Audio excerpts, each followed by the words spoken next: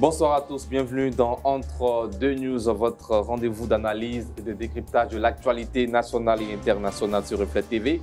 À quelques jours de la présidentielle ivoirienne très attendue, le climat politique s'intensifie.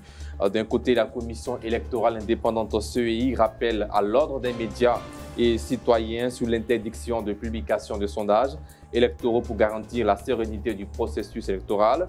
Son président Ibrahim Coulibaly Kuibié a aussi fait une adresse aux Ivoiriens pour le bon déroulement du processus électoral. Et puis, de l'autre côté, dans la deuxième partie de cette émission, la scène politique s'anime.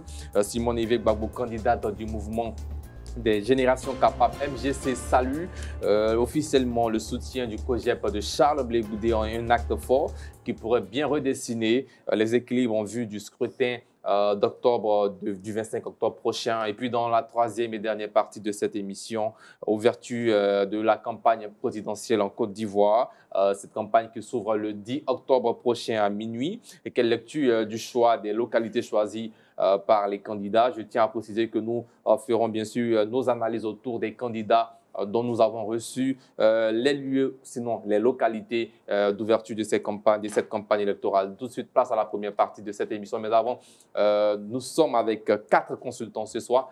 Eric Dou, analyste politique. Bonsoir à vous. Bonsoir, Sidi. Toujours en noir. Toujours. Bien.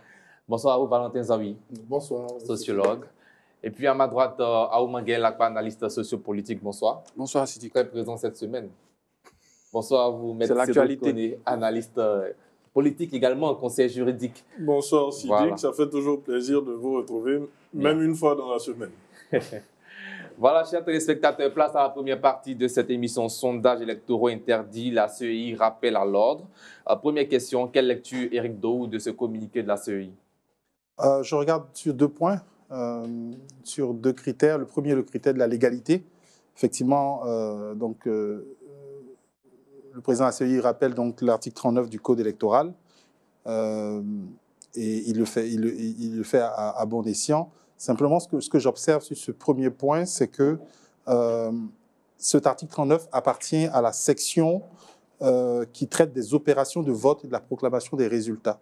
Vous savez, dans le Code électoral, tout est rangé par section.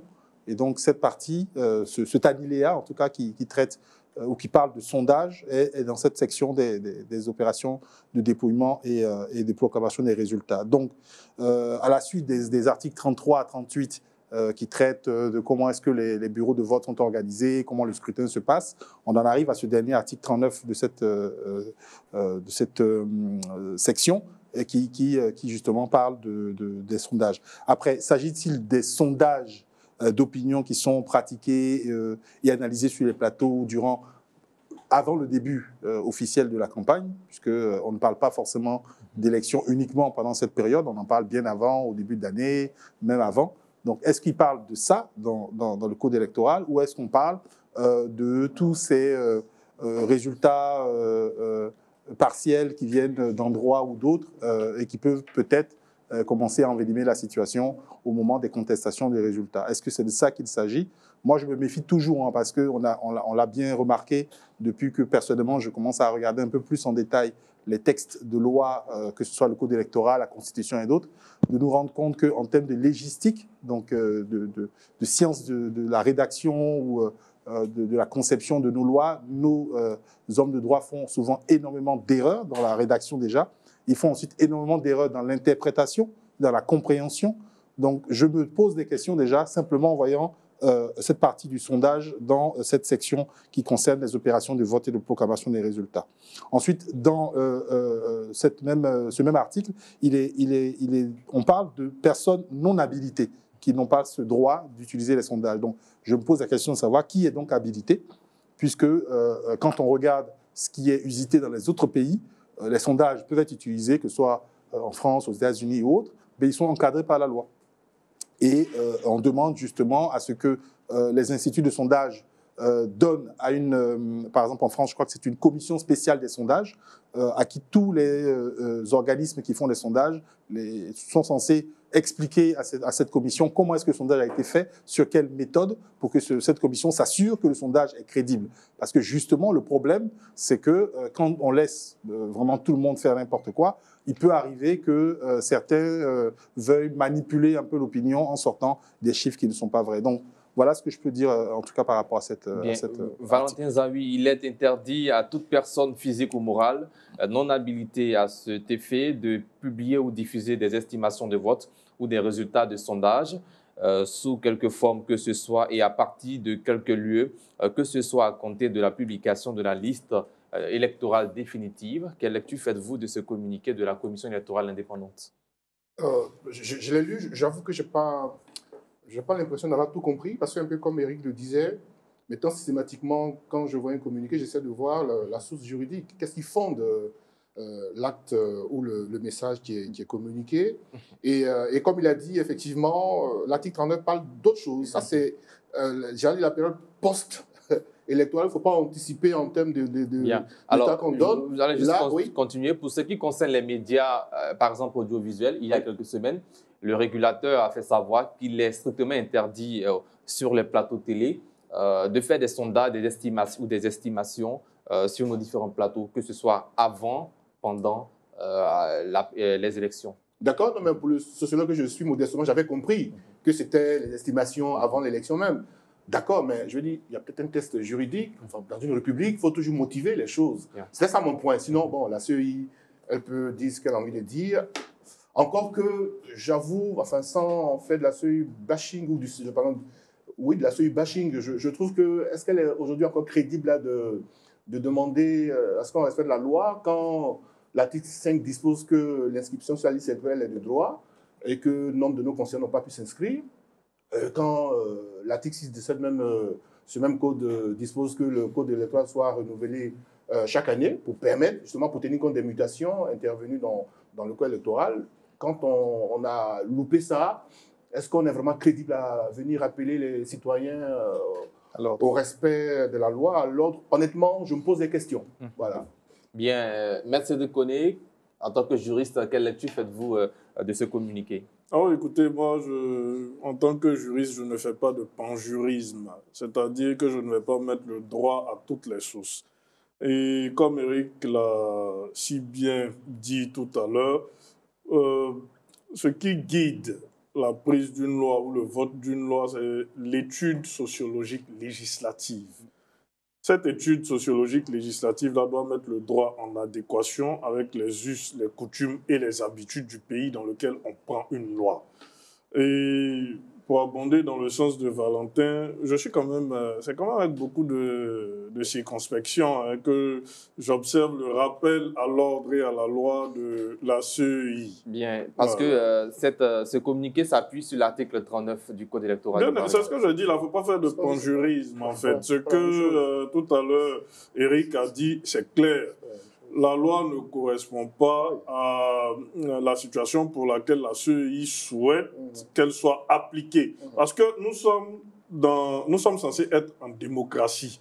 Le sondage, c'est un outil de la démocratie. Ça a été créé en 1930, pour ceux qui aiment beaucoup copier. Ça a été créé aux États-Unis.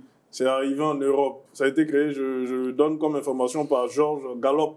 Souvent, on parle de l'Institut Gallup et tout. Après, en France, on a eu l'IFOP. Il y a eu l'ordonnance 2020-356. Oui, qui dit quoi? Voilà, portant révision du code électoral. C'est dans ce code-là, dans cette ordonnance, pardon, oui, que nous voyons cet article 39 qui aurait pu être retiré. Vous dites bien une ordonnance.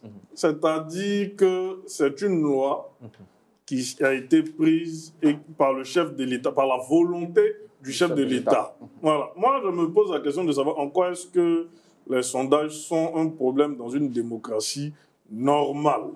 Ça, c'est des questions que les Ivoiriens doivent se poser. C'est également des questions que les acteurs politiques doivent se poser parce que le monde, là, il n'est pas statique. Le monde, il évolue.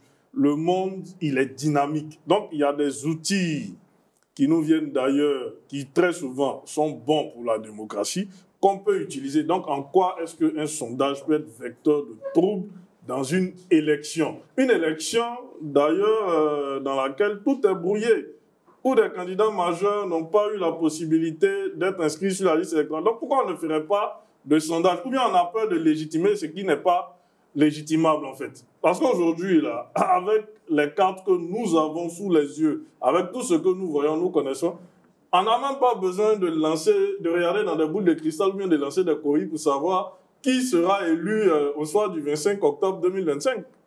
Alors, parce que tout est déjà fait pour qu'une personne soit élue au soir du 25 octobre 2025. Maintenant, en quoi est-ce que les sondages sont mauvais? Les sondages aussi permettent d'orienter l'action politique, permettent d'orienter la stratégie, permettent de quantifier un certain nombre de demandes pour l'acteur politique. Donc, pourquoi est-ce qu'on ne ferait pas de sondage? Je trouve que ça n'a pas de sens de mon point de vue, en fait. Je constate, comme je vous l'ai dit là, parce que les faits sont là, nous sommes mis devant le fait accompli, mais dans le fond de l'affaire, pourquoi est-ce qu'on interdirait des sondages? Bien.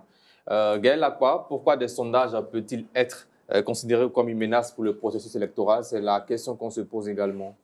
Alors, je vais d'abord, bonsoir à tous nos téléspectateurs, tous ceux qui nous suivent en direct et puis ceux qui nous suivent aussi sur les réseaux sociaux qui sont nombreux. Je vais aller directement sur les raisons. Je vais essayer d'évoquer quelques raisons. Alors, première raison, c'est une façon de protéger la sincérité du vote. Je vais revenir là-dessus. Deuxièmement, éviter les manipulations de l'opposition, d'opinion, les manipulations d'opinion. Garantir la paix, la stabilité, parce que, vous savez, en période électorale, à supposer, je prends un exemple, à supposer qu'un parti A, pendant que nous sommes en période électorale, sort un sondage que tout le monde suit. Après, un autre parti B sort un autre sondage. Et puis, au fur et à mesure, ça fait un peu désordre, ça fait cacophonie. Voilà, je vais me retrouver. Au-delà, c'est essayer de se conformer aussi aux normes internationales parce qu'il y a dans plusieurs pays, un peu partout, sur lesquels notre démocratie est calquée. En général, cette loi-là existe dans plusieurs pays. Et puis, la CEI cherche quand même, j'ai entendu, elle est décriée beaucoup en Côte d'Ivoire, mais elle cherche quand même à renforcer sa légitimité. Maintenant, ça c'était pour répondre à la question. Quand on doit jouer un match de football, il y a évidemment les règles. Ici, on va à des élections. Ces élections-là, la loi au-dessus, la loi qui cadre ces élections-là, c'est ce qu'on appelle le code électoral, quelque part. Donc, c'est selon l'article 39 du code électoral que la CEI a fait un rappel. Je vois ce rappel-là pas comme une nouvelle loi, mais c'est la même loi qui a présidé l'élection de 2020 et qui, en cette période précise, veut que les sondages s'arrêtent. Parce qu'il y a un contexte. Et je vais venir sur le contexte. Les autres intervenants ont développé, ils ont bien fait à des niveaux, mais il y a le contexte. Parce qu'on se souvient très bien que, vous savez, les médias évoluent. Les médias traditionnels qu'on a, la télévision, la radio, vous-même, vous avez parlé des rencontres avec la ACA et autres, mais aujourd'hui, il y a un autre type de médias, surtout numériques, qui aujourd'hui va dans tous les sens. Avant que ce communiqué-là ne sorte, on sait qu'il y a certains blogueurs et internautes qui publiaient régulièrement des sondages. Et qu'on voyait, la CEI n'a jamais sorti l'article 39. Comme aujourd'hui, nous sommes à la veille du 10, et je peux bien dire, j'en ai les éléments que je ne vais pas citer la personne, il y a quelqu'un qui a sorti effectivement un sondage après que la liste définitive ait été donnée par le Conseil constitutionnel. Or, justement, on ne veut plus qu'après que la liste définitive soit donnée, qu'on se retrouve encore en griffe à ces jeux. C'est ce qui fait que, si je pense à mon sens, que c'est ce qui motive ce communiqué qui est juste un rappel. Voilà, donc c'est un rappel. On ira dans la période électorale. On ne va pas encore s'attendre. Parce que tout à l'heure, Éric Dowo a dit qu'il ne sait pas s'il s'agit des sondages ou même des résultats. Ce sont les deux. Une fois qu'on est en période électorale, les sondages et les différents résultats que certains pourraient donner et souvent qui mettent le feu qui mettent le feu à certains pays, on veut que ce soit seulement la CEI qui est officiellement habilitée à donner des résultats qui puissent le faire. Donc, c'est une manière, pour moi, je pense que c'est une affaire une affaire pédagogique, une affaire d'éducation, juste un rappel pour dire qu'on est en période électorale, faisons attention, on ne doit plus faire ceci ou cela. Et ça, c'est, si vous vous exposez et que vous ne respectez pas cela, vous vous exposez à aux articles, je crois, 41, 42 du même code électoral qui prévoit des suspensions. Pour les médias traditionnels, c'est 3 à 7 parutions. Et dans le monde du numérique, ceux qui seront pris seront suspendus de peut-être 1 semaine. Donc, Bien. Voilà ce que je peux dire d'entrée du jeu. Bien. Éric Do, est-ce que vous voyez aussi à travers cette mesure une mesure contre les manipulations d'opinion en période électorale? Oui, je suis tout à fait. C'est ce que j'expliquais.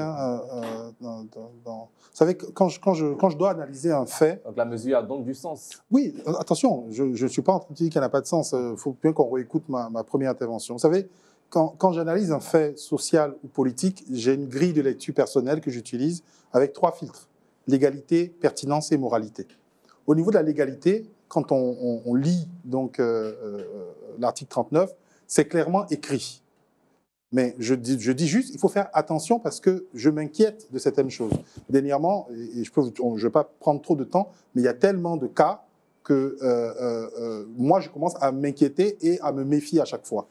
D'ailleurs, pour prendre au moins un qui m'a paru très risible ces dernières semaines, donc il y a eu le Conseil national de sécurité qui a pris des décisions et qui disait que les marches de contestation des décisions du Conseil constitutionnel étaient interdites.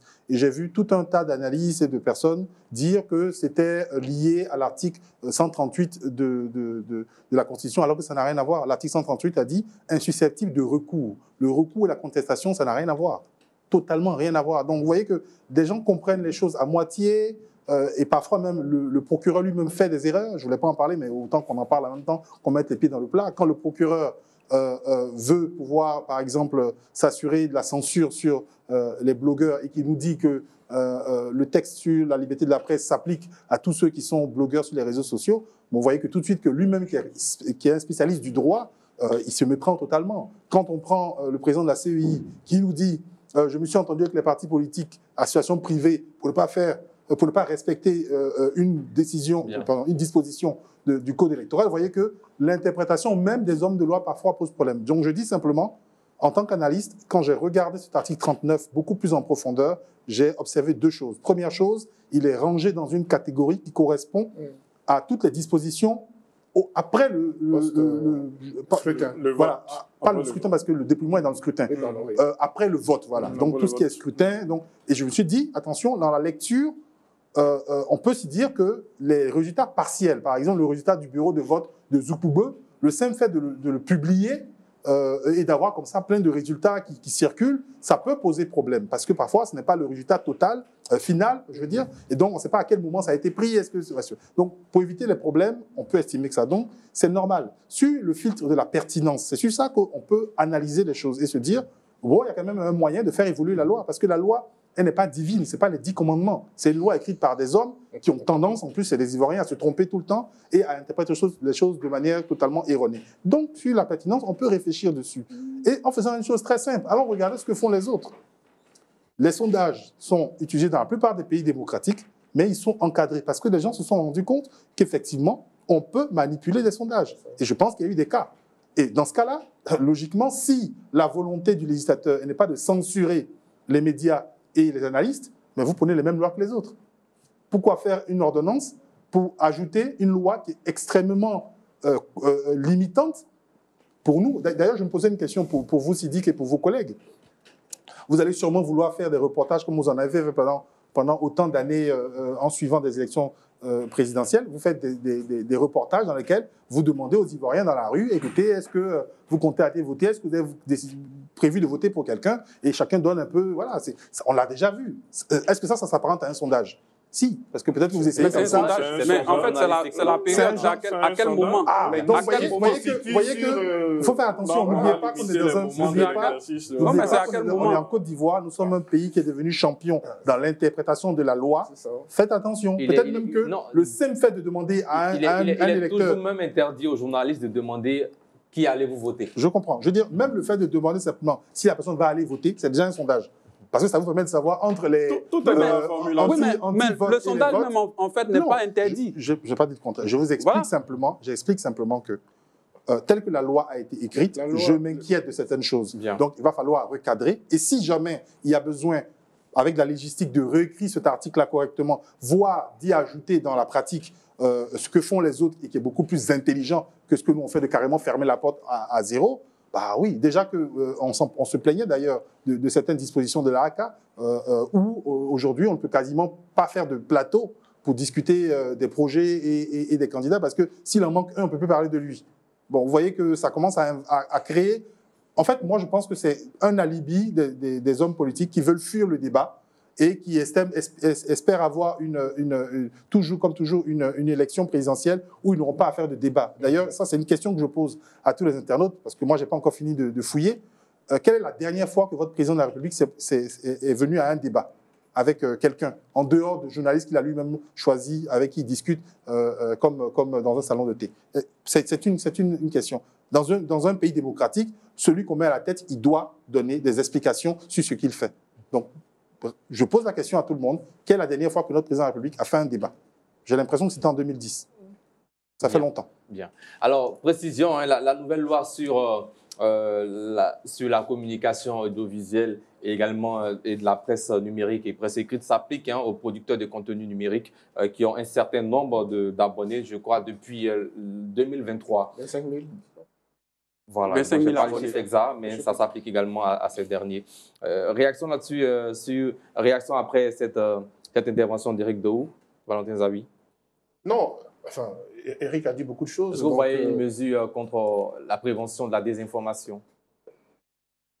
Pour la prévention, pardon. Non, après, j'avais envie de réagir à ce que M. Gaël a donné l'image d'un match de football. C'est vrai qu'avant un match à SEC Africa, tout le monde peut dire qui va gagner, l'autre va gagner, mais ce n'est pas ça qui va déterminer, au final, le résultat du match quand le match va se produire.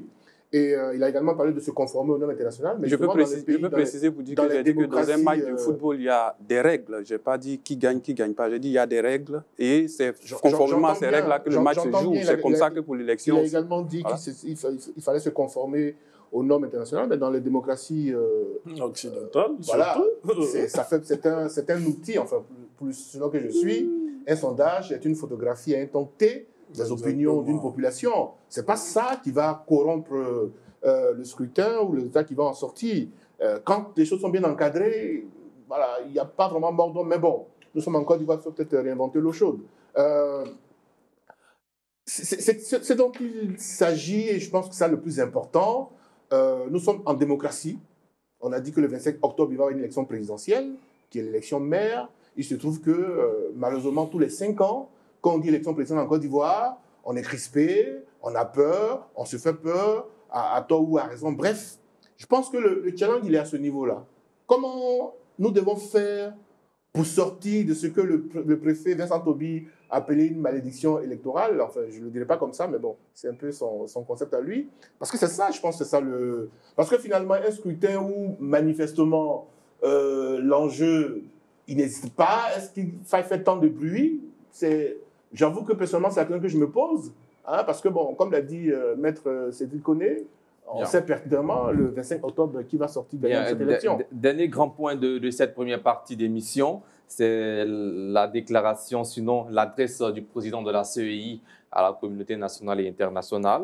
Et dans ce discours-là, il dit toutefois sont interdits l'utilisation des véhicules administratifs, publication de sondages, des propos injurieux, diffamatoires ou révélant un manquement grave à la Constitution, l'incitation au mépris, à la haine, au racisme, au tribalisme et à tout fait constitutif d'infraction de loi pénale. Comment vous réagissez sur ces propos du président de la CEI? C'est toujours des interrogations. À qui ça s'adresse? Aux populations ivoiriennes. Est-ce que ce sont les populations ivoiriennes qui roulent dans les voitures d'État? c'est un message adressé à le message là, population ivoirienne. Du message politique, découle des questions et puis des interrogations. C'est-à-dire qu'il faut arrêter de se parer d'une certaine vertu qu'on n'a pas. Ce n'est qu'une partie de son intervention. Oui, maintenant, donc, il ne faudra pas également dire que c'est une vertu qu'on n'a pas. Parce que nous sommes en Côte d'Ivoire. Sidique, nous sommes en Côte d'Ivoire, nous voyons les faits. Les populations constatent avec nous. Et puis les acteurs même connaissent les faits qu'ils posent. À un moment donné, je veux dire qu'il faut arrêter de, parce que ce que vous dites, jouer avec ce qui n'est pas acceptable. On l'a bien vu dans les élections, mais là nous sommes pour l'élection du 25 octobre. Bon, quels sont les moyens d'interdiction de la CEI, par exemple, d'un fonctionnaire qui va... C'est une mise en garde. Mais ça s'est fait. On a vu récemment des fonctionnaires qui étaient en campagne. Ça a été décrié, dénoncé sur les réseaux sociaux. Je ne vais pas indexer qui que ce soit parce que je n'ai pas les faits, mais ça a été dénoncé et indexé. On voit même quand même des référés du régime qui sont tout le temps dans des voitures estampillées D50, D ceci et D cela. Donc quand la CEI vient nous faire son vœu pieux dans sa déclaration, quels sont les moyens de contrôle et puis quelles sont les sanctions au cas où ce que la CEI dit là, on outrepasse?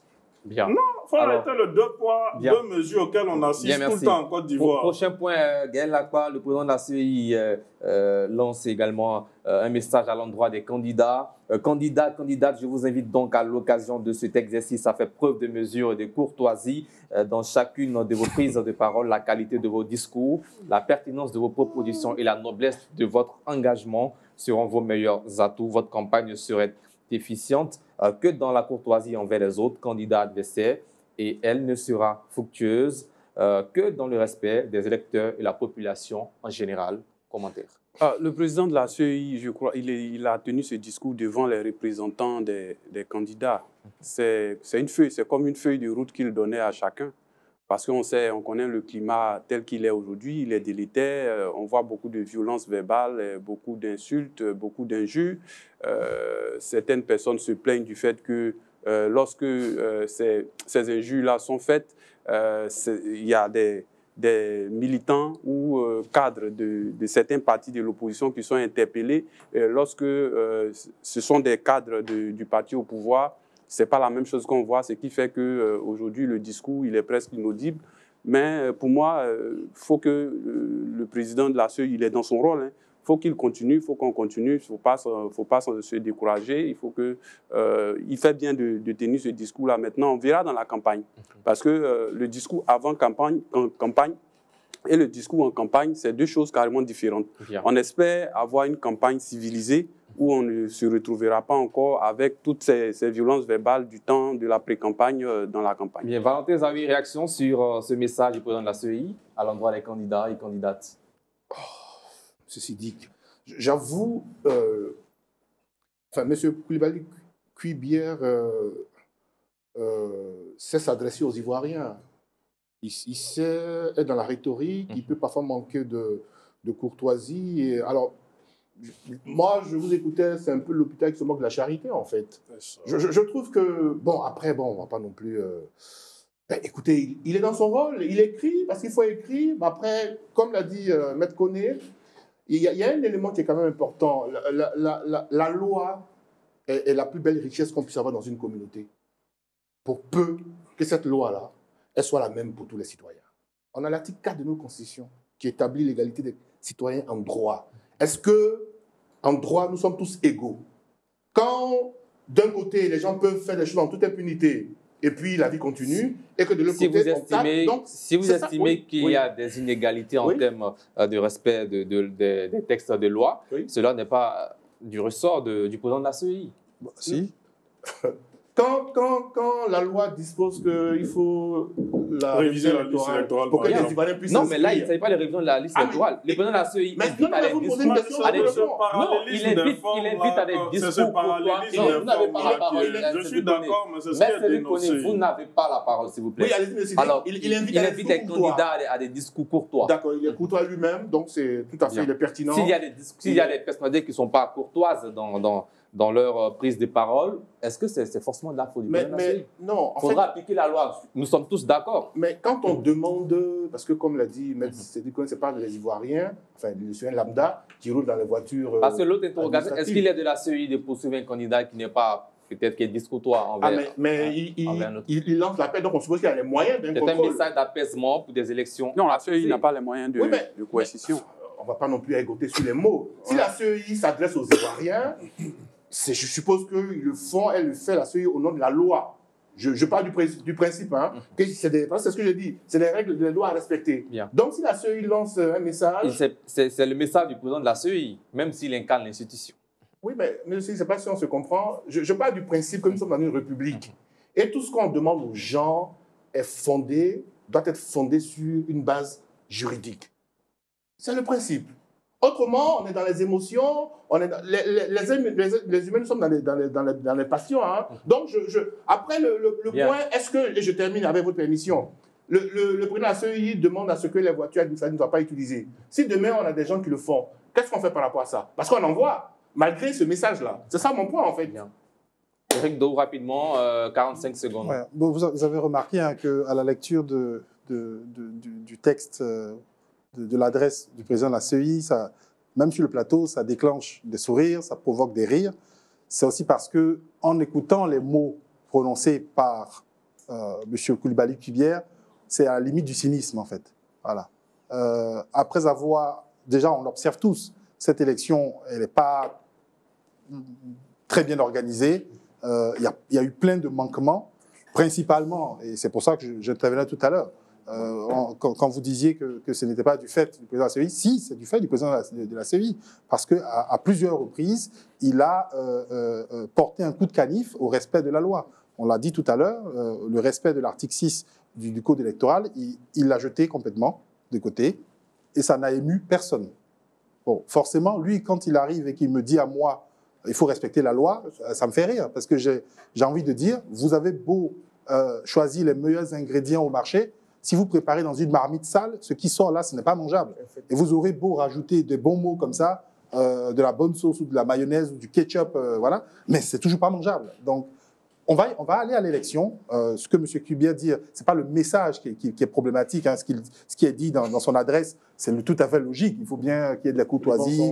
D'accord, mais le messager, il est problématique. Bien. Voilà, et ce n'est pas du bashing. Et je vais terminer sur le fond de ce qu'il a dit, sur un point en particulier. L'interdiction des véhicules administratifs. Moi, j'invite et j'appelle tous les citoyens à faire des photos, à être très vigilants pendant cette campagne.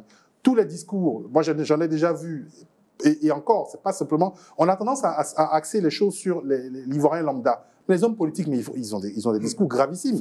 Moi j'ai vu dernièrement un discours du Premier ministre, M. Burgué Mambé, à Songon, qui dit aux gens de Songon, le président et moi, on a de grands projets pour Songon. Je ne peux pas tout vous dire maintenant, mais ce que je peux vous dire, c'est que si tout se passe bien à Songon, en parenthèse, si vous votez correctement, que vous ne cassez pas tout, vous serez sûr qu'on puisse faire quelque chose pour vous. C'est du chantage au développement. Bien. On en a déjà eu ça en 2018, on en a eu en 2020. Merci Rico, c'est malheureusement terminé pour cette partie. Place au deuxième sujet, présidentiel 2025. Simone Gbagbo salue le soutien du COJEP. Est-ce un tournant décisif? Grosse interrogation.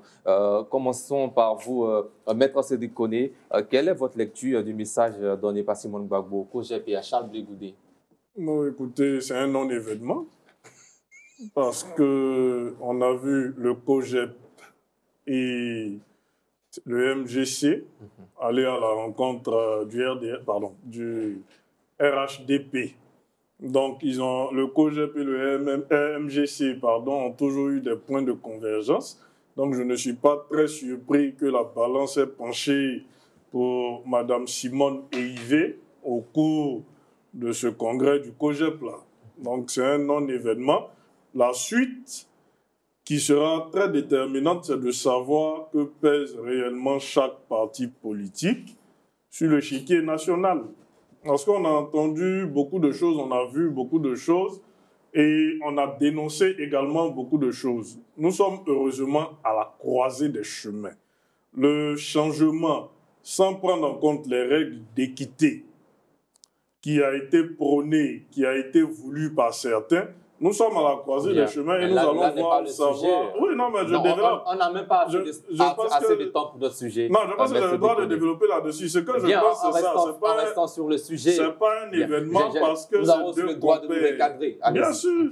C'est votre rôle et c'est mon rôle. Donc, j'en suis content. Au moins, si on est d'accord sur ces règles-là, qu'on les respecte, on avance. Ce n'est pas le cas partout, malheureusement. Donc, je disais que ces deux compères, pour parler de façon caricaturale, qui sont ensemble depuis longtemps, et donc ce n'est pas étonnant. Bien. Gaël Akpa, non-événement pour vous aussi? Non, pas un non-événement. Ce serait un peu trop tendancieux de ma part. Ce serait un peu trop tendancieux de ma part que de dire que c'est un non-événement. Je n'ai pas intérêt à cela. C'est un événement pour vous?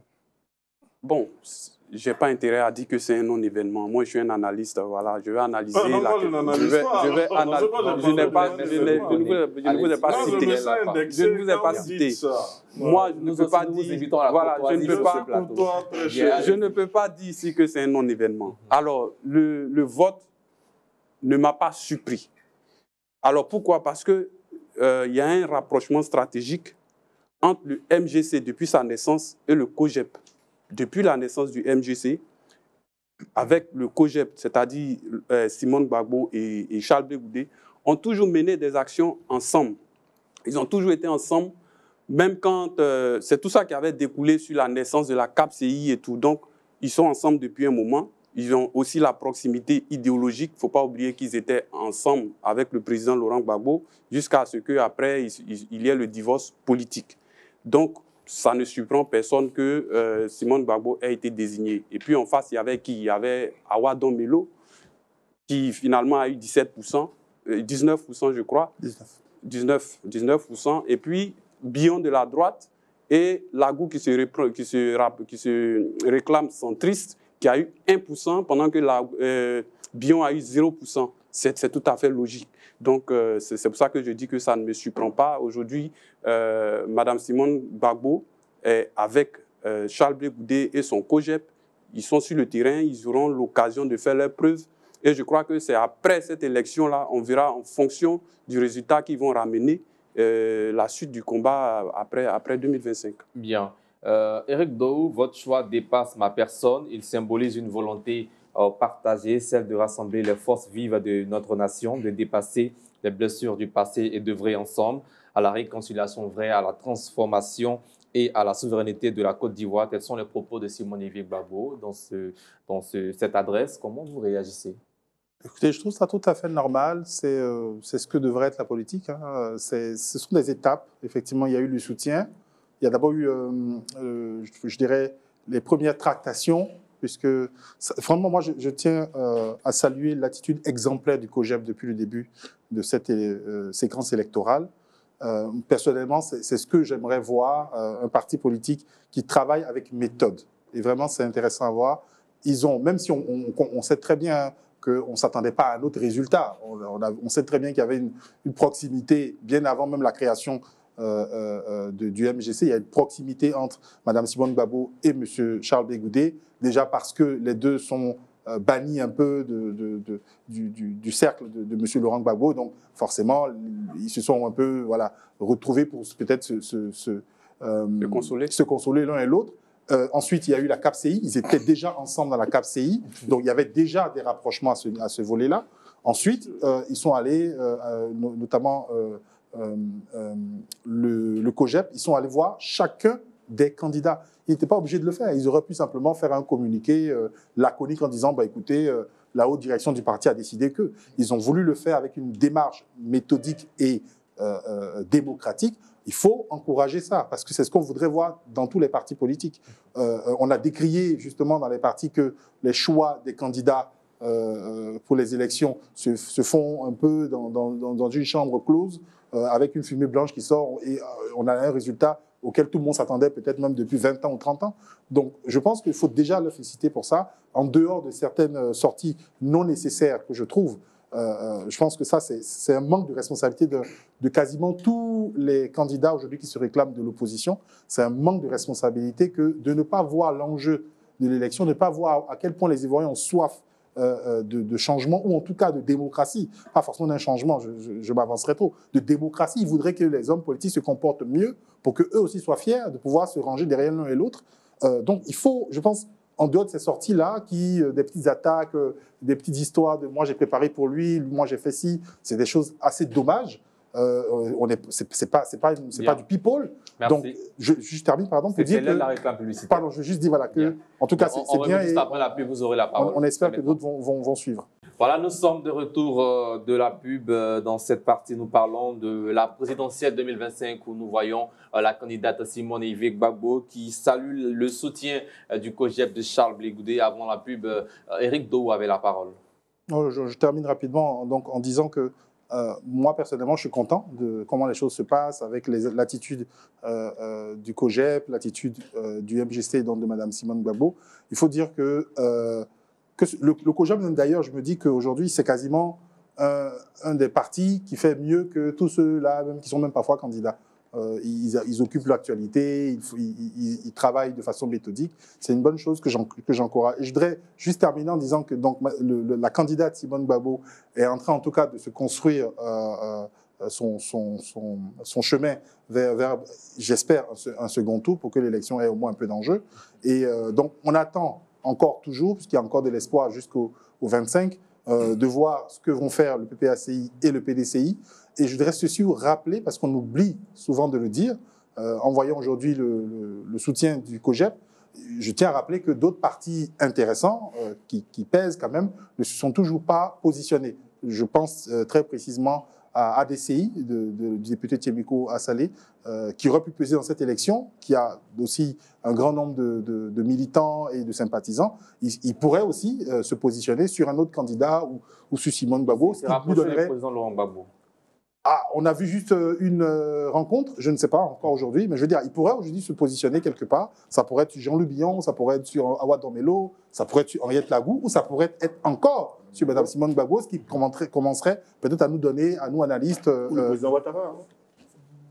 Je pense que, vu sa position et sa posture, il est plus dans une volonté d'alternance qu'autre chose. Alors, dernière question à Valentin Zawi.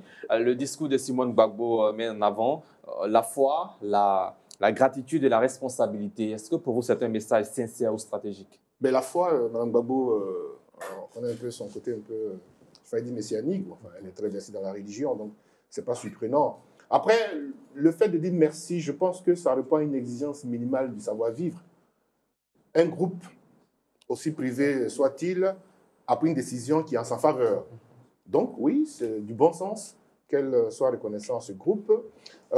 Gaël parlait d'un rapprochement stratégique du COJEP et du MGC. On ne fera pas l'injure au COJEP d'avoir privilégié l'affect pour décider en faveur de Mme Gbagbo, parce que, pour qui connaît l'histoire politique en Côte d'Ivoire, leur proximité ne date pas d'hier. C'est même fils et mère, comme ils aiment à le dire. Donc, il y a cet aspect-là. L'autre point, et je pense qu'Éric a bien fait d'en parler, la démarche en elle-même, cette convention du COJEP, d'un point de vue de la démocratie, c'est quand même une démarche respectable. Parce que, oui, le président omnipotent aurait pu décider que, voilà, toute son équipe aille, mais ils ont quand même ils ont procédé à un vote. Donc, je pense que de ce point de vue-là, c'est quand même une action à saluer. Après, comme je l'ai dit, ces deux personnalités politiques qui sont toutes les deux de la gauche, enfin pour ce qu'il en reste, et voilà, qui décident de s'accorder pour aller vers ce scrutin présidentiel. Pour moi, comme dirait quelqu'un, il n'y a vraiment rien de surprenant en fait. Bien, maintenant le chiffre du jour en rapport avec ces sujets que nous abordons.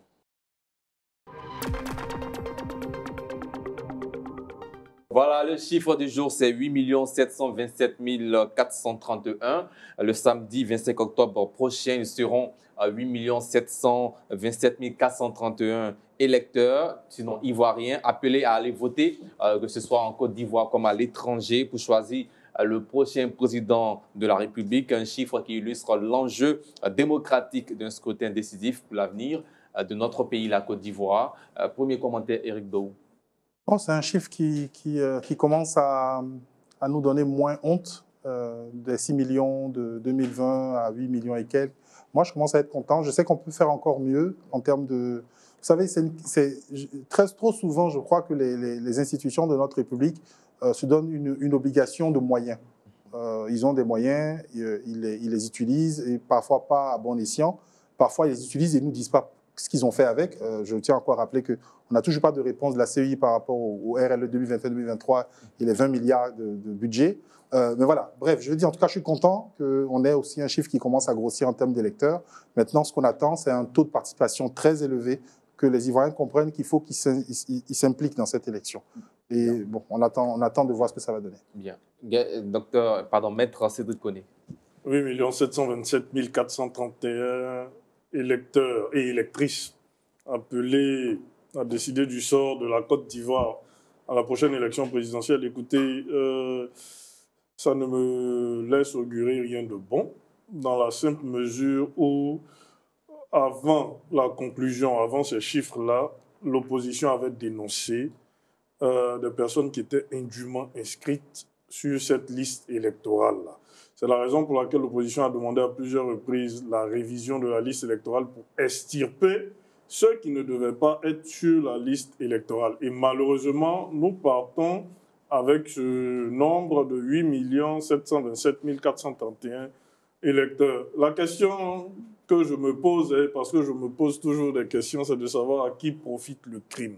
Et c'est là-dessus que je vais conclure mon commentaire. Bien. Gaël Lakpa. Alors, il faut d'abord rappeler que la population ivoirienne est à 30 millions d'habitants. Et lors des dernières opérations de révision de la liste électorale, la CEI s'attendait plus ou moins à passer autour de 12 millions à 14 millions d'électeurs. Finalement, aujourd'hui, on en a 8,7 millions, ce qui veut dire qu'il y a un manque à gagner. Il y a au moins autour de 3 millions à 4 millions d'Ivoiriens qui ne sont pas encore sur cette liste-là. Quand on le sait et quand on l'a dit, et qu'on sait que le président de la CEI en même temps doit aux Ivoiriens une RLE, celle de 2025, alors qu'il y a beaucoup de nouveaux majeurs, il y a de nombreux Ivoiriens qui devraient figurer sur cette liste-là, qui n'y sont pas, et on va aux élections avec une liste de seulement 8 700 000. C'est à dénoncer, ce n'est pas bon pour notre démocratie. Et puis, il faut noter aussi qu'effectivement, il y a des irrégularités sur la liste. Parce que même jusqu'à aujourd'hui, si vous prenez les listes et que vous consultez, vous allez voir qu'encore il y a des personnes décédées qui ne sont plus de ce monde, mais qui sont encore sur cette liste jusqu'à ce moment où je suis en train de parler. Et puis, dernier élément, depuis, je vais dire, après 2010, lorsque les élections se passent, on ne réussit pas, on a du mal à mobiliser autour de 4 millions d'électeurs qui se rendent aux urnes. Ce qui veut dire qu'il y a un véritable problème de taux de participation. Donc, les Ivoiriens ne sortent pas assez pour aller voter. Ce qui fait qu'en 2025, là, un des enjeux sera... Valentin Zawi, que vous inspire ce chiffre? 8 727 431 électeurs potentiels qui sont donc appelés... c'est dans l'ordre normal des choses. L'élection présidentielle aura lieu le 25 octobre. Il faut espérer que les Ivoiriens sortent. Après, on ne va pas refaire le monde, mais bon, je vais dire, il nous souvient qu'en 2010, en premier tour, on était quand même à 83% de taux de participation. Pourquoi? Parce que toutes les tendances politiques étaient représentées et que les Ivoiriens, dans leur grande majorité, se sentaient concernés par ce scrutin-là. Est-ce que c'est le même schéma? J'ai quelques réserves sur le sujet. C'est un droit que d'aller choisir les dirigeants qui vont décider pour nous.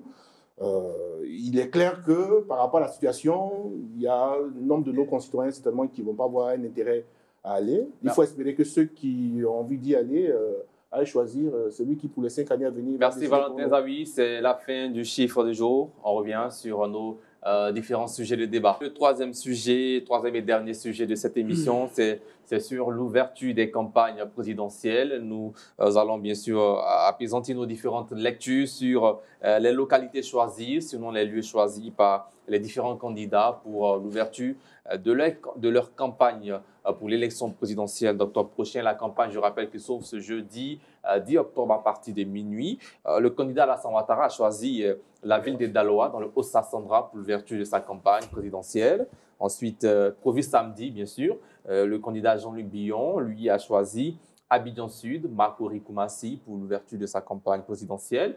Simone Veil Gbagbo, l'ex-première dame, candidate du MGC, ouvrira sa campagne dans la ville de Bois-Flé, voilà, dans la région de la Maraoué. Et puis Awa Domelo, candidat indépendant, ouvrira sa campagne à l'Atri Event à Abidjan Cocody, les deux plateaux. Toutefois, nous tenons à préciser que nous n'avons pas pu avoir, bien sûr, réponse suite à notre requête de la candidate Henriette Lagou. Nous avons tenté par maintes reprises auprès de ces différents services d'avoir des informations sur le lieu ou la localité choisie pour ouvrir cette campagne. Malheureusement, il n'y a pas eu de réponse. Donc, le débat se fera autour des 4 candidats dont nous connaissons les lieux de lancement de la campagne présidentielle. Éric Doe, Daloa pour Alassane Ouattara. Quelle lecture vous faites de ce choix? La première chose d'abord, je voudrais bien revenir sur le manque d'informations que nous avons sur la candidate Henriette Lagou. Bien. Je pense que ça commence... Et je tiens à préciser même que celui d'Awa Domelo, le lieu, c'est à l'instant que nous avons pu avoir. D'accord, mais vraiment, je m'assure déjà sur l'attitude des candidats, de tous les candidats déjà. Je pense qu'ils ne nous respectent pas, mais vraiment. Aujourd'hui, on est à quoi exactement? On est le 9, donc on doit être autour donc de 16 jours avant le scrutin, donc 2 semaines. On ne sait toujours pas ce qu'ils prévoient de faire avec leur projet de société. Là, on n'a pas de site internet, parfois on n'a pas d'informations sur les réseaux sociaux. Là, vous, journalistes, vous ne savez pas où est-ce que la candidate va ouvrir son truc. Principalement, cette candidate, moi, je m'insurge déjà, parce que ce n'est pas la première fois que je viens sur ce plateau où on a beau nous faire un effort pour analyser, pour chercher l'information, on ne trouve absolument rien. Donc, si vous, en plus, vous les contactez et qu'ils ne vous répondent pas, c'est compliqué. Je pense qu'il faut faire... on dit que c'est sérieux. On nous a dit que le parrainage allait permettre d'éviter d'avoir des candidats fantaisistes. Ça, c'est fantaisiste. De ne pas pouvoir informer l'opinion publique de où on va ouvrir sa campagne, c'est fantaisiste. Bien. Donc, pour revenir aux différents lieux, Daloa, excusez-moi, j'étais obligé de faire ce coup de gueule. Pour revenir à ceux pour qui on a de l'information, je pense que ce sont des choix marketing stratégiques. Pour le président de la République, je pense que l'ouverture à Daloa, fief de Mamadou Touré, ministre autoproclamé de la jeunesse, sûrement. Ministre de la jeunesse. Ministre de la jeunesse. Oui, en fait, j'ai toujours un problème avec ce ministère. Il a été nommé par le gouvernement. Oui, quand je dis autoproclamé, qu'est-ce que je veux dire par là? C'est que c'est un peu comme on dirait, c'est le représentant de la jeunesse. Voilà. Mais c'est pas vraiment ça, en fait. Voilà. Son ministère, l'explication. Mais il n'est pas autoproclamé, il a été nommé par le président. Non, c'est ce que je veux dire. Quand je dis autoproclamé, je voulais dire par rapport à la jeunesse. On va continuer. C'est pas le représentant. Mais en fait, voilà, le choix de Daloa pour certains moi. s'attendaient à Bouaké ou à Bobo, par exemple. Oui, on pourrait dire qu'on irait dans un fief pour avoir du monde, tout ça. Mais je pense que Daloa, c'est stratégique. Sûrement que ces stratèges lui ont dit on va s'adresser à beaucoup de jeunes qui sont inscrits sur les listes électorales par rapport à notre structure pyramidale de la population. Donc, il faut commencer par les jeunes parce que c'est là-bas que, ainsi de suite. Donc, Daloa, je pense que c'est sûrement par rapport à ça. Et bon, les candidats qui ont décidé de choisir sur Abidjan, c'est peut-être un manque de moyens. Voilà. Le plus grand employeur de la Côte d'Ivoire, Jean-Luc Billon. C'est possible. Quand je dis manque de moyens, je ne pense pas toujours au côté financier. J'englobe tout. Voilà. Parce que, comme j'ai dit, quand on regarde ce qui se passe par rapport à la campagne, ça semble très clair que j'exclus le président de la République parce qu'on voit qu'il a quand même une équipe, il a pris des grosses agences pour travailler sur sa campagne.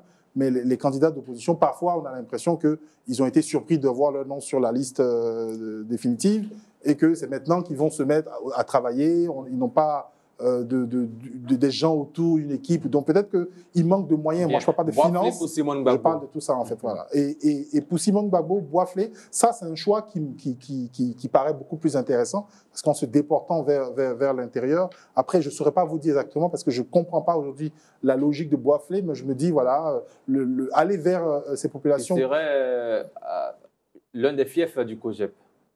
Là, cette information, je ne l'avais pas. Voilà, donc je pense que là, c'est beaucoup plus clair, sachant que le COGEP est un parti déjà plus ancien que le MGC, plus organisé, je dirais, en tout cas par rapport à ce que j'observe.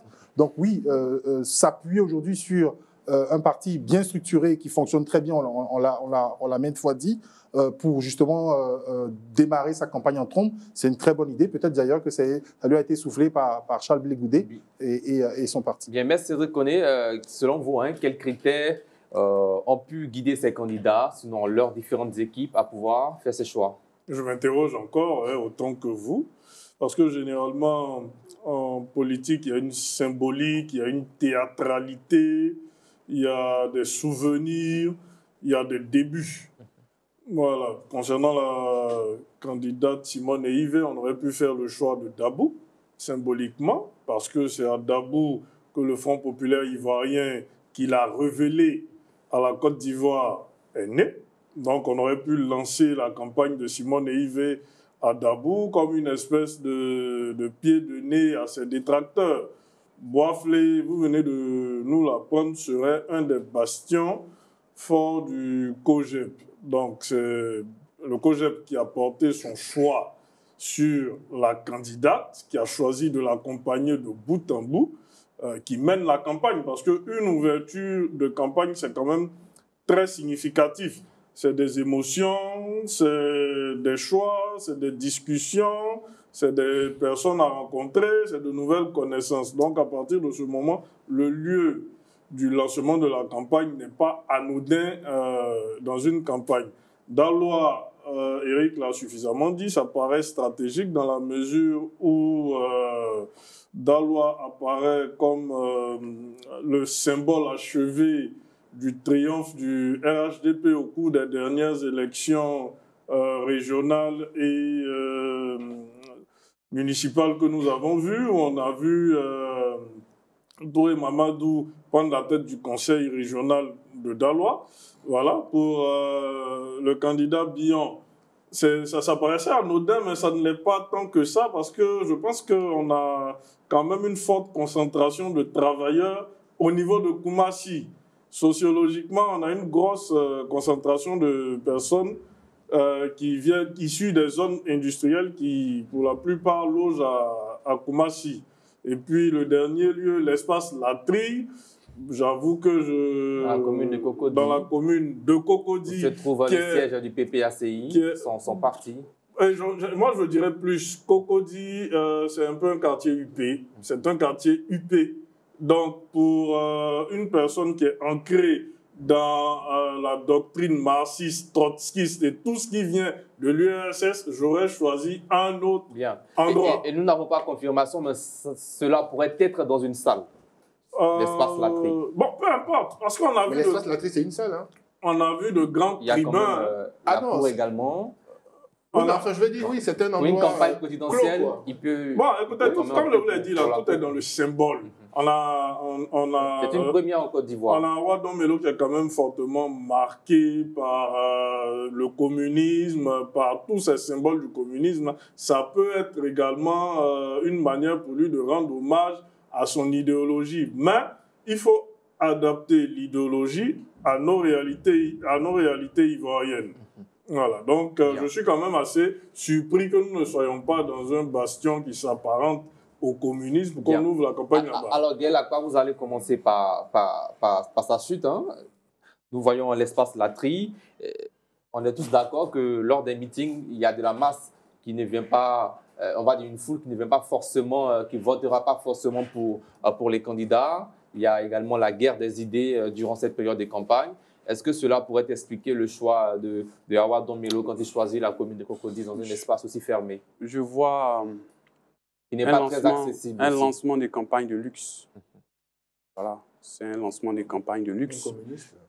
Et pourtant, ce genre de choses, en général, on a besoin que c'est très souvent dans les quartiers populaires parce qu'on a besoin de voir la capacité de mobilisation. Mais l'espace Latrie Event, je doute que ça puisse mobiliser même 2000 personnes. Voilà, donc c'est un truc, ça ressemble à un truc select, mais on verra. Mais je vais, au-delà de ça, je vais profiter pour parler de ceux qui ont choisi Abidjan. C'est-à-dire Domelo lui-même et Lyon. Alors, on sait que dans la cartographie électorale, Abidjan regorge de la plus grosse population électorale. Et sûrement, peut-être pour des questions de moyens, parce qu'on sait souvent une parade même avant. Voilà, le donc début du meeting. ils veulent miser sur ça. Abidjan mobilise plus d'électeurs, donc ils veulent sûrement miser dessus. Ça compte. Peut-être aussi que ça pourrait mettre en lumière le fait qu'il n'y a pas assez de moyens financiers, parce qu'aller à l'intérieur aussi, ce n'est pas vraiment facile. Voilà, je vais passer rapidement sur ces cas-là. Mais alors, vous savez, pour la présidentielle et pour toute autre élection, il y a des critères. Les critères, c'est pour parler du choix du candidat du RHDP. D'abord, il y a l'ancrage natal. C'est-à-dire que très souvent, les candidats vont là où il est né, là où il est connu. Mais c'est parce que le président Ouattara a fait. Déjà en 2020, il était à Bouaké. Cette fois-ci, il est à Daloa. Je vais plutôt parler de l'ancrage électoral. Parce que là-bas, il y a le ministre Touré Mamadou qui est. Ils ont le conseil régional, ils ont la mairie, ils ont la députation. Donc, ils ont tout là-bas. Ce qui dit que c'est comment on appelle, c'est un bastion électoral pour eux. Il y a l'ancrage sociologique. Et puis, il y a l'ancrage aussi historique. Donc, l'ancrage sociologique, comment l'expliquer? Et puis, il y a... Non, sociologique, cela va... Vous savez, à Daloa, il y a beaucoup de militants du RDR dans le temps.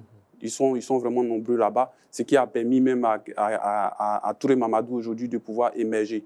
Quand je parle de l'aspect sociologique, il y a aussi le côté traditionnaliste et tout ce qui va avec. Je ne pourrais pas aller plus loin que ça. Je ne pourrais pas aller plus loin que ça. Et puis, il y a l'ancrage historique aussi pour venir sur l'histoire même du RDR à Daloa. Pour Simone Gbagbo, bon, effectivement, avant que ce soit dit, je sais que le COGEP est bien implanté dans cette zone. Et Simone elle-même aussi, elle a certains cadres qui sont beaucoup dans la zone. Simone Gbagbo, voilà. Simone Gbagbo, dans cette zone aussi, a plusieurs cadres qui sont... Mais ici, eux, leur cas, on ne peut pas parler d'ancrage électoral parce que ils n'ont pas d'élus. Voilà, donc c'est au-delà de c'est après cette présidentielle-là qu'on pourra effectivement voir ce que cela aura donné. Parce que selon les résultats qu'on aura au premier tour, on verra par zone combien chacun a pu avoir et puis en fonction, ça pourra réactualiser les données. Sinon, pour l'instant, je pense que le Bois-Flé, on peut dire que c'est un terrain vierge pour l'instant. Bien. Alors, dernière question pour chacun en 45 secondes. Est-ce que le choix d'une ville pour ouvrir la campagne présidentielle a un impact ou peut influencer le choix des électeurs? Mais avant, Valentin Zawi, réaction sur la première question, le premier tour de table avec les 4 villes connues. Merci, M. Sidik. Non, j'ai failli dire, dans un premier temps, on peut estimer que pour une élection présidentielle, l'étendue du territoire national est une circonscription unique. Donc, sur cette base-là, chaque candidat est chez lui partout en Côte d'Ivoire. Ça, c'est un premier niveau. Après, effectivement, à un second niveau, on peut voir de la stratégie. Pourquoi est-ce que le président Ouattara lance sa campagne depuis Daloa? Alors, c'est vrai qu'en 1990, quand le multipartisme est réinstauré, 35 ans plus tôt, on a vu que, bon, nos partis politiques, sans être tribalistes, il y a quand même une fibre qui fait qu'en règle générale, on va observer que les militants d'un parti, il y a quand même un lien avec le leader. Et Daloa, c'est le PIBT. Que le président Ouattara décide d'aller lancer sa campagne présidentielle à Daloa, ben, je vais dire, c'est un clin d'œil à son adversaire de tout le temps, le président Gbagbo, qui est du PIBT. Qui n'est pas adversaire là. Après, pardon? Qui n'est pas en lice. Oui, mais qui n'est pas en lice, mais c'est de la politique. Après, on peut l'interpréter ainsi. Donc, il y a ça. Pour les autres qui décident de lancer leur campagne depuis Abidjan, écoutez, j'ai failli dire, j'ai du mal à comprendre, mais comme je l'ai dit, si on considère que la circonscription, je vais y arriver, elle est unique, qu'ils lancent d'Abidjan, c'est leur choix. Madame Gbagbo, vous l'avez dit, savez-vous qu'on apprend que, bon, il y a peut-être le COGEP en dessous. Après, bon, c'est la Côte d'Ivoire. On verra ce que ça va donner. Une réaction sur la question. Est-ce que le choix de la localité pourrait impacter ou influencer les futurs électeurs? D'un point de vue principiel, c'est de la stratégie. Est-ce que chez nous, ça a du sens? Moi, j'ai quelques réserves, donc je ne pourrais pas en dire plus, parce que ce n'est pas parce que le président Ouattara lancera la campagne qu'il y aura plus d'électeurs, parce que c'est quand même une région du pays où le RHDP est bien installé. Donc, je ne vois pas trop la pertinence de ce point de vue-là. Bien, Éric Dou. Vous savez, dans une élection, en politique, la politique, c'est du marketing. Hein. Je pense qu'on l'oublie souvent. Le marketing, c'est vendre un produit. En politique, les idées et la personnalité d'un homme politique, ce sont des produits à vendre. Donc oui, tout va être important. Même la couleur de la cravate des candidats, ce qu'ils vont porter comme chaussures, tout est important. Et le choix de la ville qui lance la campagne est d'autant plus important parce que comme on l'a dit, si vous devez choisir un thème de campagne qui est lié, par exemple, je sais pas moi, je dirais à la sécurité, par exemple, oui, vous ouvrez votre campagne à Kafolo et vous dites, voilà, je viens de démontrer que c'est ça qui est important. Non, écoutez, si on est superstitieux, ça a une importance parce qu'on considère qu'on quitte le fin fond du pays pour arriver à la capitale et puis être entre griffes couronné, parce que c'est un parcours qui sera jalonné d'obstacles, c'est un parcours qui sera peut-être couronné d'efforts, mais en l'état, il n'y a pas beaucoup d'enjeux. Vu qu'il n'y a pas beaucoup d'enjeux, bon, ça a une valeur assez insipide de mon point de vue. Oui, c'est important parce qu'il ne faut pas oublier que tout ce qu'on fait, ce sont des actions qui vont vers les électeurs, sont des actions pour séduire les électeurs. Alors, pour séduire les électeurs, qu'est-ce qu'il faut? Il faut, du point de vue visuel, il le faut du point de vue de la communication, il le faut du point de vue marketing, et pour pouvoir marquer le coup, il faut que tout ça soit mis en avant par une démonstration de force. Voilà pourquoi souvent certains replient vers leur bastion. Mais il y a un élément que je veux relever. On voit que de tous ces candidats, personne n'est allé au Nord. Le Nord a-t-il été oublié? Peut-être à qui déjà? Pas qui? C'est pour l'ouverture des campagnes, c'est mais au moins, c'est toute la Côte d'Ivoire, mais on a le Sud, on a un peu le truc, mais on n'a pas le Nord. Pour les partis qui sont taxés d'avoir abandonné le Nord pendant longtemps, ça aurait pu être un très bon signal que de démarrer sa campagne dans une localité du Nord. Les candidats auront l'occasion de pouvoir parcourir toute la Côte d'Ivoire. En fait, c'est vraiment ça pour dire que ce n'est pas anodin. Le choix n'est pas anodin et tous les autres choix qui vont être faits derrière ne seront pas anodins, que ce soit les mots, que ce soit... Il y a les clôtures des campagnes qui arrivent également. Oui, mais le lancement, c'est autre chose. Voilà. Carton rouge. Voilà le carton rouge, le premier carton de cette émission avec Éric Dohou. Alors, mon carton rouge du jour, c'est un double carton. Je vais expliquer pourquoi. J'explique d'abord le contexte. 45 secondes. Le président du conseil d'administration de la Sodefort, M. Antoine Isako, était sur une chaîne concurrente. Il s'est expliqué sur un don de 100 millions que l'ensemble de son collectif de présidents de conseil d'administration de sociétés d'État public. Et il a proféré des propos extrêmement choquants pour moi et pour la plupart des internautes que j'ai vu commenter cette actualité. Il a surtout prononcé des choses qui s'apparentent, hein, qui peuvent poser des problèmes de conflit d'intérêts, en parlant par exemple du fait que ce don est une rétribution pour la confiance que le chef de l'État leur fait et qu'ils espèrent justement que quand le candidat sera réélu, que d'autres personnes de leur collectif soient reconduites à leur poste. Ça s'apparente à des conflits d'intérêts, voire à du clientélisme, voire même à de la corruption, à des pots de vin déguisés. Et mon second carton rouge dans cette truc, d'abord M. Isako lui-même, bien sûr, parce qu'il n'a pas semblé, malgré les relances des journalistes en face de lui, comprendre où était le problème d'éthique dans ce qu'il disait. Et par rapport à la HABG, donc la haute autorité de la bonne gouvernance, et même de la haute autorité de la communication audiovisuelle, la ACA, personne n'a produit de communiqué, personne n'a semblé choqué. Et moi, personnellement, ça me choque. Moi, j'ai bossé dans une boîte américaine qui vendait des engrais aux paysans. On était interdit de prendre des cadeaux au-dessus de 1000 francs. Parce que justement, ça posait un problème d'éthique. Et je m'inquiète que dans mon pays, dans des hauts postes comme ça, on ne comprenne pas que c'est des choses qui ne se font pas. Valentin Zawi, carton rouge, où vous passez? Non, si, carton rouge, c'est un peu le même filon là, que celui d'Éric.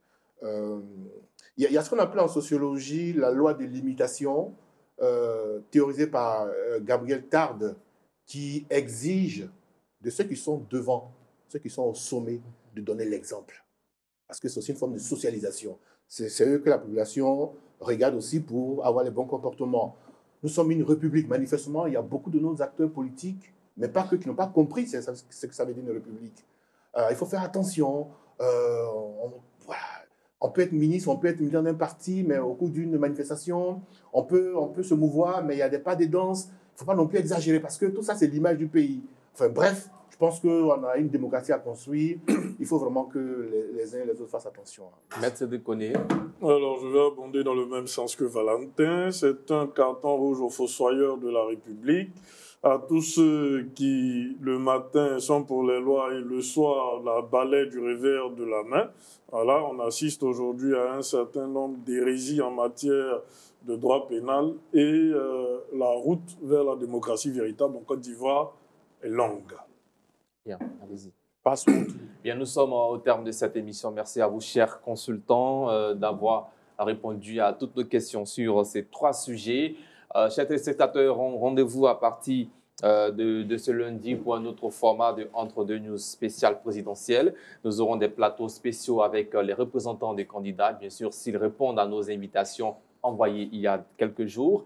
Des débats thématiques sur des sujets que vous attendez, sur lesquels vous attendez ces différents candidats ou leurs représentants. C'est dès lundi 19h30 sur Reflet TV, 337 sur Canal+, 437 sur Free. Que Dieu veille sur la Côte d'Ivoire et sur vous. Bonsoir.